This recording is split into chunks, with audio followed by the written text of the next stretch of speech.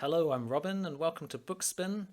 I recently finished reading The Long Way to a Small Angry Planet.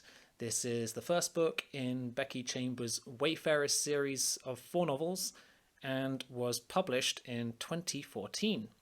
I'm pleased to say that this was an enjoyable reading experience, which could basically be summed up as an upbeat space opera with a host of memorable and interesting characters. So this story starts off with a young woman, Rosemary Harper, who leaves behind her old life on Mars to join the crew of an aging spaceship called the Wayfarer, where she is recruited as the ship's clerk.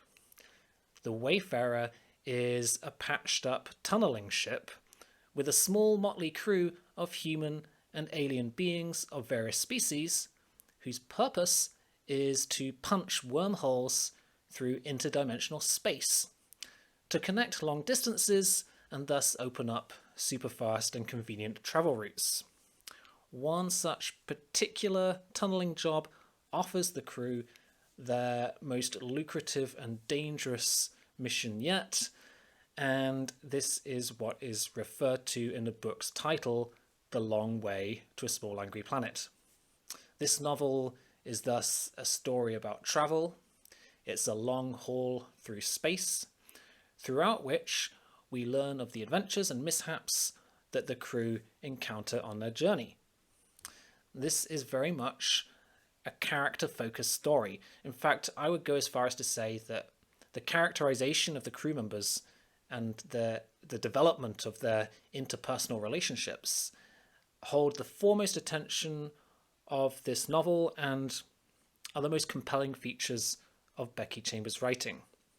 This is in contrast to a lot of traditional sci-fi where the focus is on ideas and plot. So, the Wayfarer has a very interesting multi-species crew with members from all kinds of backgrounds. The human crewmates include Rosemary, the new recruit, who I've already mentioned, Ashby, the captain, 2 eccentric engineers, Kizzy and Jenks, and the bad-tempered algaeist, Corbin. If you're wondering what an algaeist is, they are responsible for maintaining the algae that are used as fuel for the ship. Alongside these human individuals, there are some alien species, such as Syssix, who is the ship's friendly reptilian pilot, Ohan, the reclusive engineer and member of the Cyanat, a 4-limbed furry mammal race, and Dr. Chef, the ship's onboard medic and cook and one of the Grum species.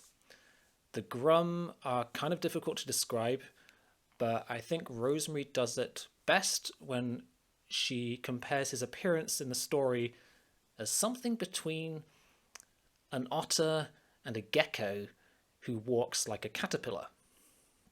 Finally, I should mention Lovey, who is the ship's sentient AI and has a personality of her own.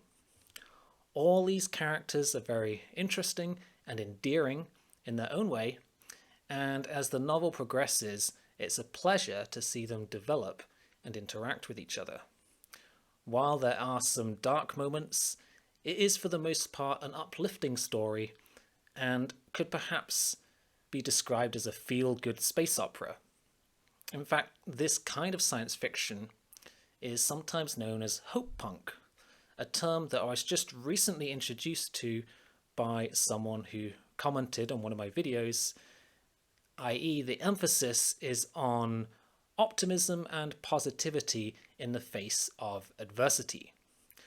Some critics have argued that this book lacks dramatic tension as a result, and I can kind of understand that, but I don't really see this as a trade-off, as the characters and the world building are so compelling, and there is ultimately a satisfying narrative to follow.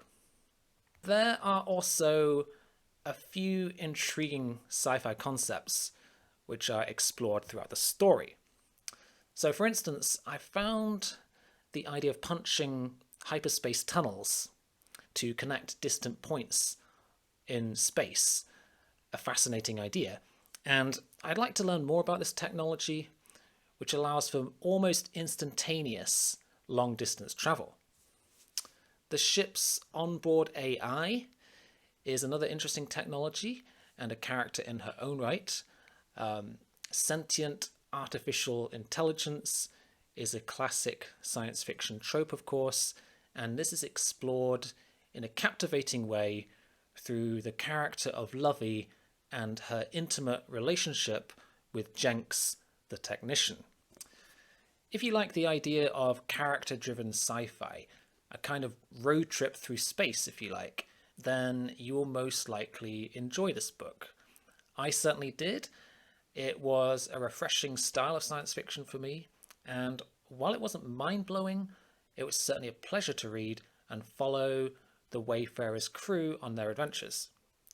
And I will definitely be continuing with the series. I'm giving this a score of 4 stars. If you've read this, or if you plan to give it a read, please let me know your thoughts in the comments below. Thanks for watching, and I'll see you again soon for some more sci-fi content.